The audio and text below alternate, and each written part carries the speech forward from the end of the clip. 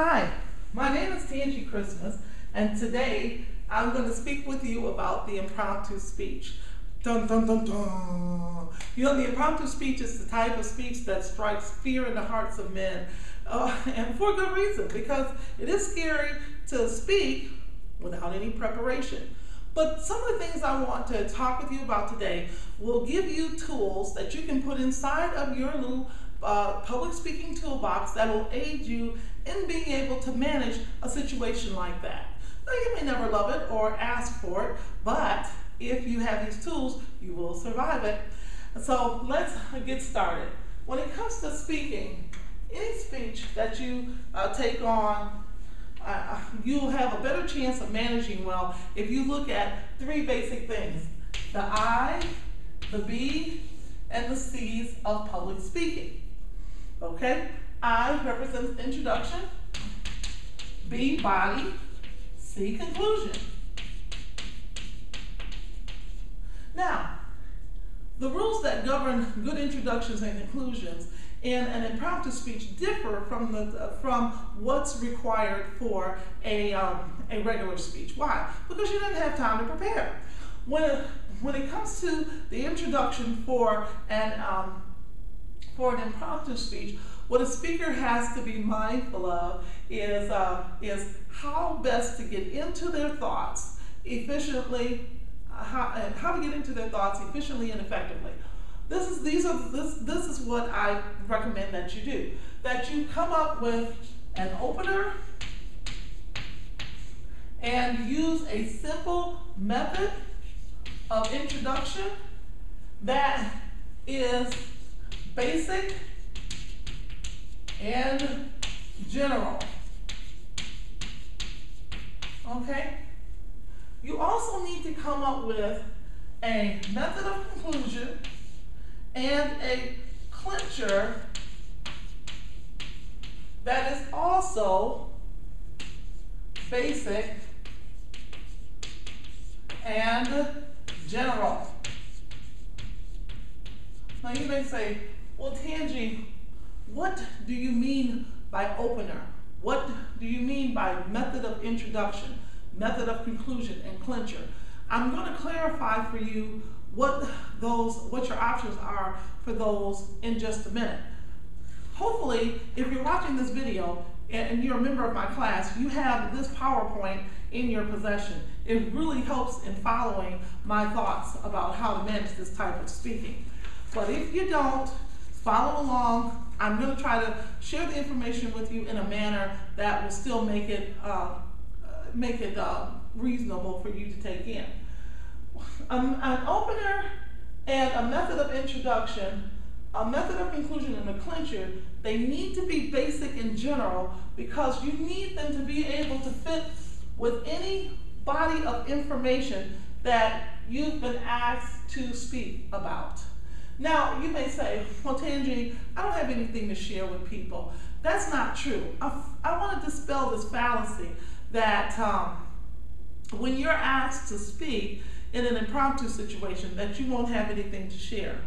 Yes, you will. See, the reason why people invite you to speak without preparation is because they're in the moment and you're in the moment, and they believe that you have good information based on maybe some experience that you've had through employment or travel or just life, you see. So 9 times out of 10, when you're asked to give an impromptu speech, you actually do have the body of information housed within you. So if people ask me, what's it like being the mom of 2 autistic children? Got that one, okay? If they want to know, hey Tangie, what was it like to compete in the NCAA tournament? I can answer that. To play collegiate sports, I can answer that. And the list goes on, to travel in Europe, I can answer that. You see, I have that body of information housed within me because of the experiences that I've been blessed with in life. So I'm not as worried about the body of information at this point as I am making sure that I can get into that body of information and I can get out of it without sounding like a bumbling idiot.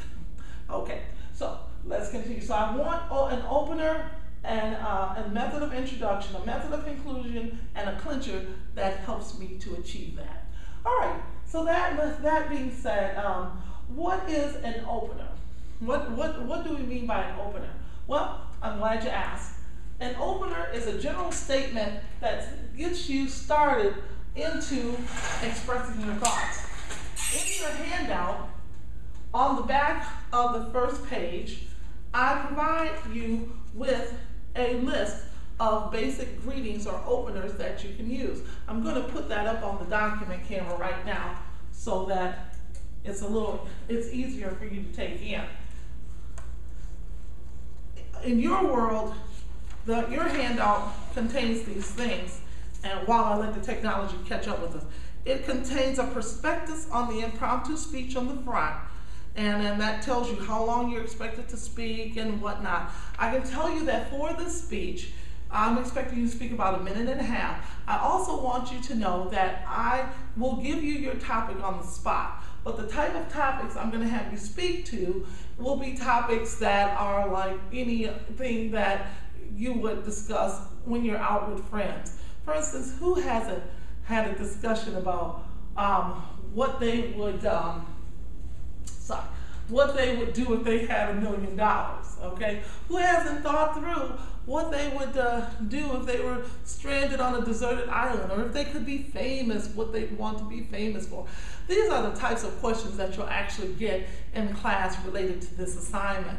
Also, too, keep in mind that you will have an opportunity to change and select a different topic if the first topic isn't a fit for you. So let's say we ask you a topic about 3 of your favorite childhood toys, and you had a horrible childhood. Well, that's probably not the topic for you, so we're going to let you choose again. Okay, so we'll find something that fits for you when it comes to how we're going to manage this in class. But in life, it's as I said before, people are going to ask you things that are related to the background that you have. All right, so let me get in front of you this portion of things. So what do we mean by a basic opener? So we're going to zoom out a little bit. The basic opener includes these things.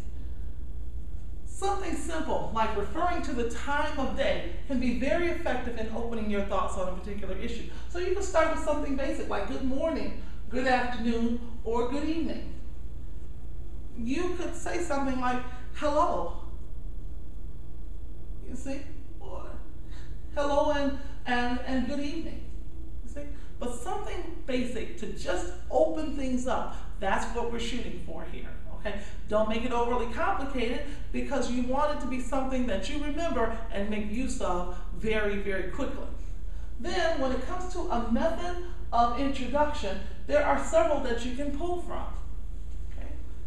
One method that's particularly helpful is referencing the occasion. This is where the occasion itself has something that's particularly remarkable about it, and you choose to speak to that remarkable aspect. Maybe it's a conference that you think is an awesome opportunity for people to learn about an unknown truth. Well, then just acknowledge that. You can even state that you wish there were more conferences like this, okay? But speak to it. Maybe there's something that is remarkable about the location and that you want to speak to. Maybe it's a famous location and no one is aware of that, or something unique about the location. So speak, or maybe the location is just beautiful. The second method that you can use after you've opened your thoughts is to thank the audience. So you could say something like this: good afternoon. Thank you for providing me an opportunity to share my thoughts with you. Okay? You can thank the person that invited you. You can thank the audience. Okay? Another thing you can do is reminisce. If you have a past connection with the location, the event, the organization, you can use that to lay a platform for your thoughts. So you could say, you know, good evening. It is very good to be back here at my alma mater. Okay? I used this one time when I went to visit my old high school principal, Mr. Thompson from Flint Northwestern High School. Woo, go Wildcats. I wanted to see him because when I was the receiver of the principal's award, and he said to me, don't let this be the last time that I see you. So I promised him I would always come back and see him, and I did. Little did I know that Mr. Thompson was going to march me down to the cafeteria and throw me in front of the high school juniors who were about to go into their senior year. It was hot, it was a bright summer's day, and those students had one thing on their mind, and that was getting out of there. So I had to play on my past connection with the high school in order to get through it. So I just simply said, good afternoon. You know, I even though I've been gone a few years, I can still remember this assembly when we had it, and when I was sitting in those very chairs, you know, preparing myself for my senior year. And then I went into my thoughts. Mr. Thompson has asked me to share some things with you that I've learned since I've left. And so here's some things that I wish I'd known when I sat where you're seated right now.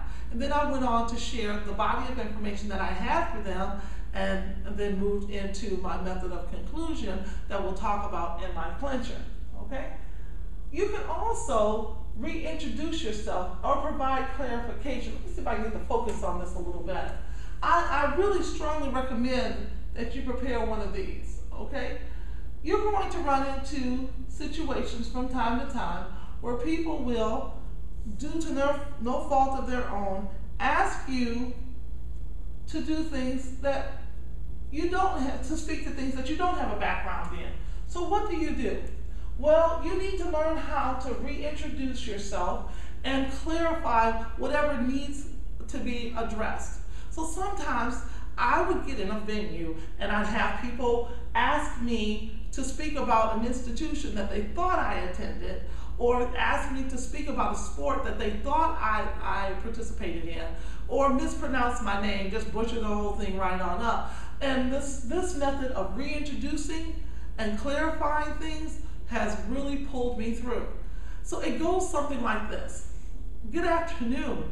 Actually, my name is not Latanga. I go by Tangi. My formal name is Latangi Christmas.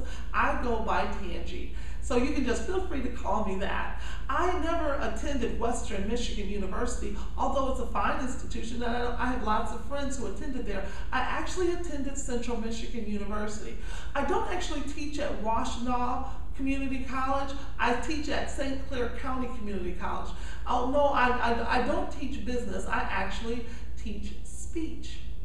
See, so you clarify whatever has been misstated, and you correct it and you clarify what your credentials truly are. Then after that, then you allow them to tell you what they want. So you can say something like this. So if you really wanted to hear from someone who attended Western, then I'm probably not your speaker.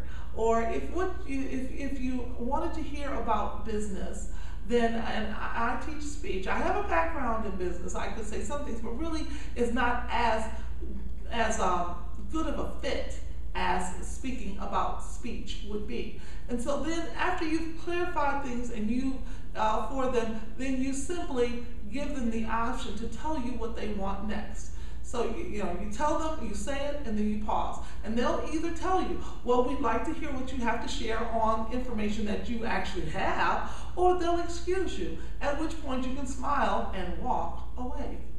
Okay. Well, reintroduction clarification, that one is particularly valuable, and I recommend strongly that you develop that. And then the last one is you can give a funny account of the past, or you can use a joke or tell a funny story to open things up. Sometimes you can poke a little fun if you have that kind of relationship with the person who invited you. So with Mr. Thompson, when he marched me down there, I could have had a little fun with him, and I could say, you know, Mr. Thompson was always an authoritarian when I attended here, and I'm sure he still is now.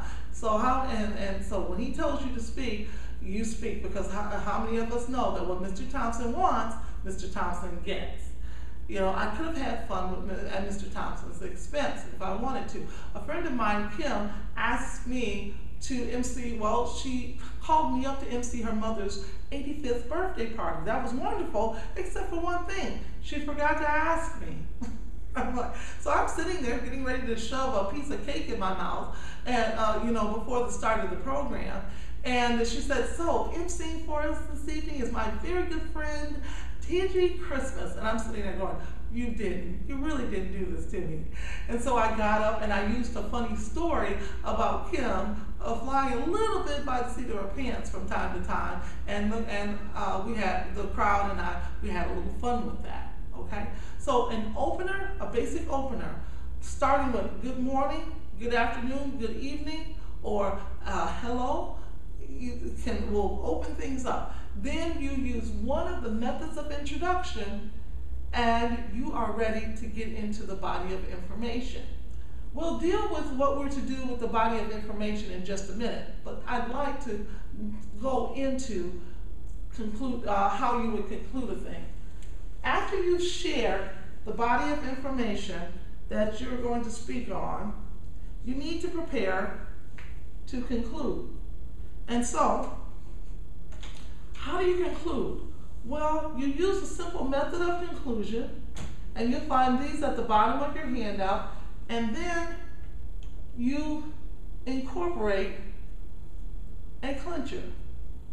Now, these should be kept simple as well, for one reason and one reason only. You've been asked to do this on a moment's notice with no time to prepare.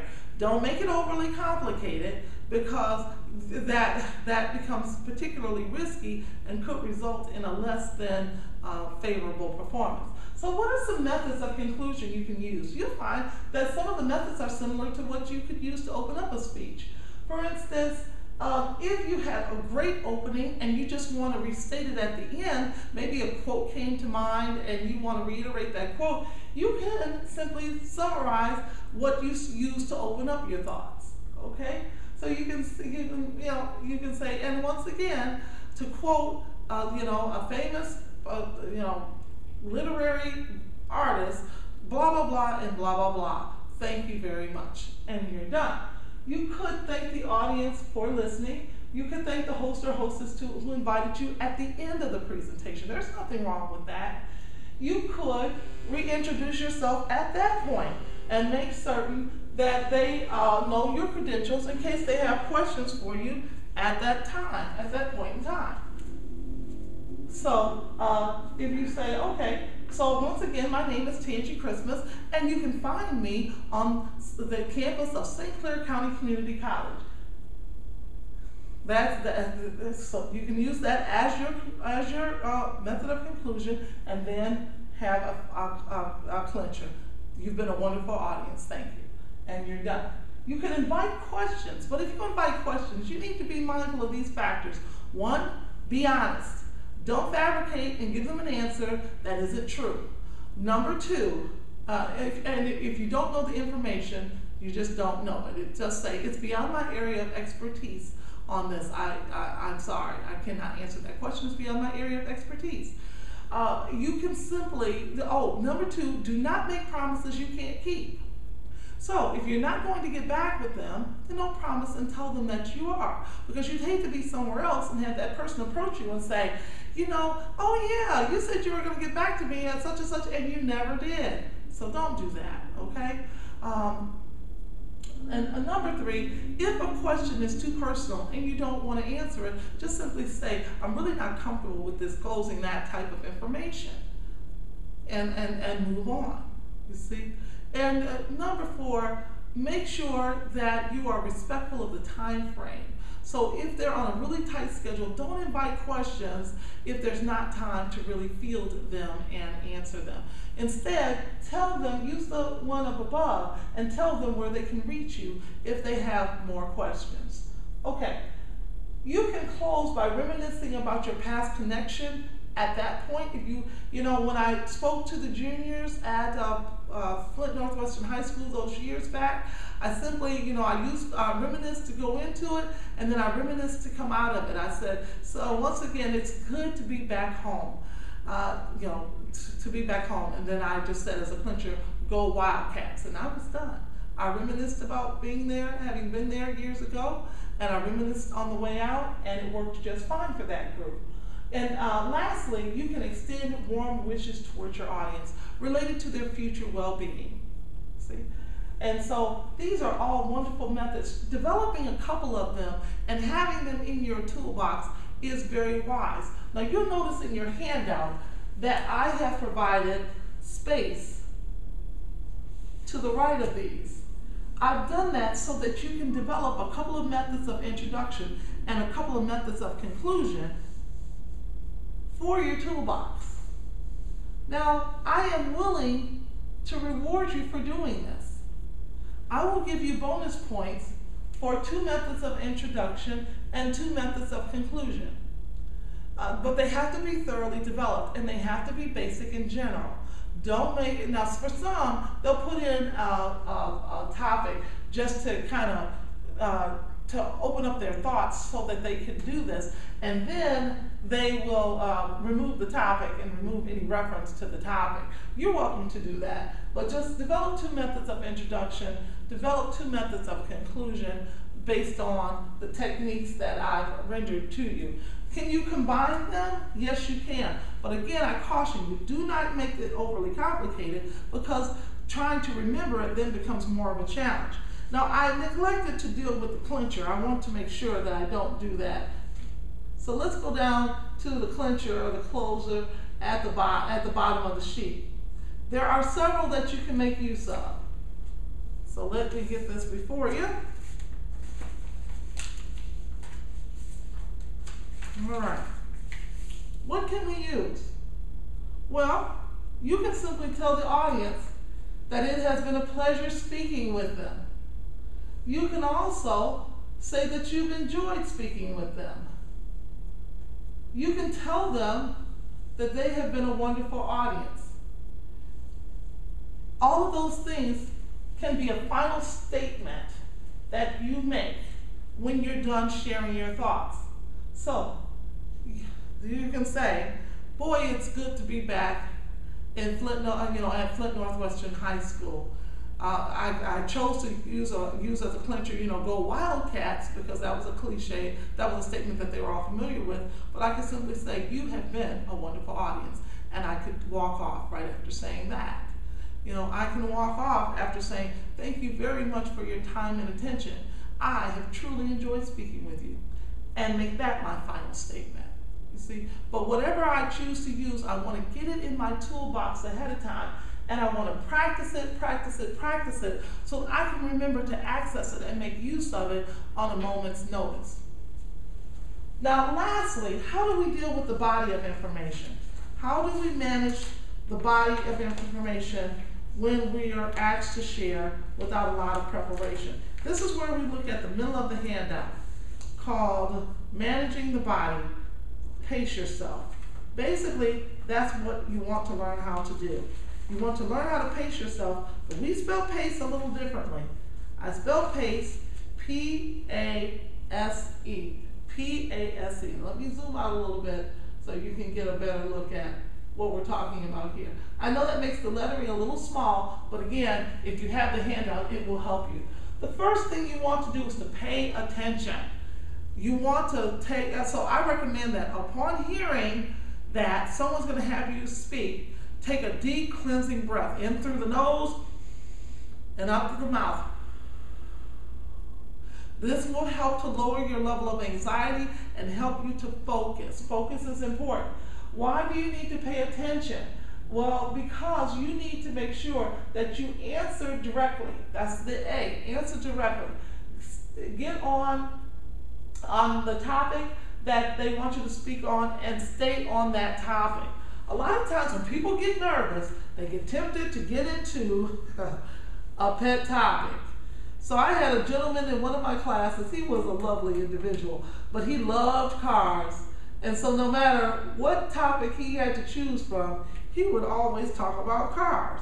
Well, for the impromptu, I was actually looking forward to hearing him, because I thought, okay, for once we'll hear him talk about something other than what? Cars. Well, what did he pull for his topic?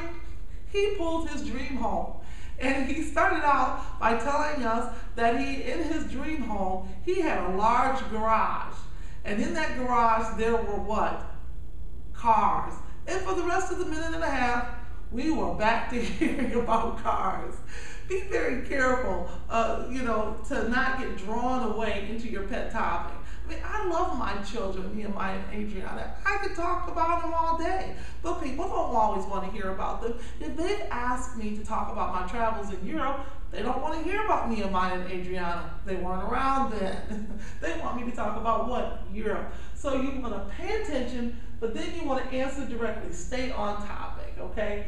As you deal with the topic, try to keep it simple. 2 to 3 solid points that is usually enough. Sometimes you'll be asked to give a few more points and accommodate when you can.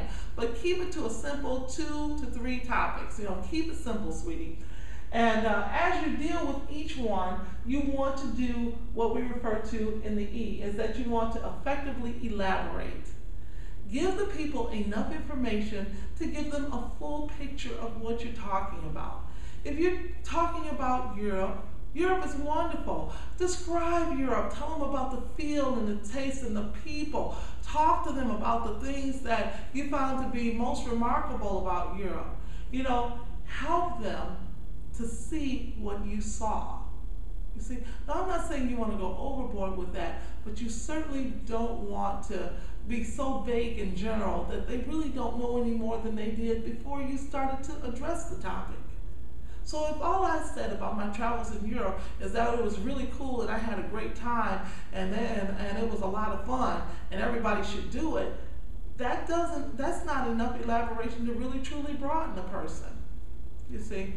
But if I start to tell them about how beautiful the grass was, it was almost like green carpeting when you walked on it. But you had to be very careful because they were a very class-oriented society, and really only the fellows of the college were allowed to walk on the grass. So we only got a chance to touch it a little bit. And that the architecture was rich and full of color and very detailed, and it was wonderfully aged compared to America. America looked like an infant to me in architecture after seeing the beautiful architecture in Europe, and talking about where we stayed and where we ate.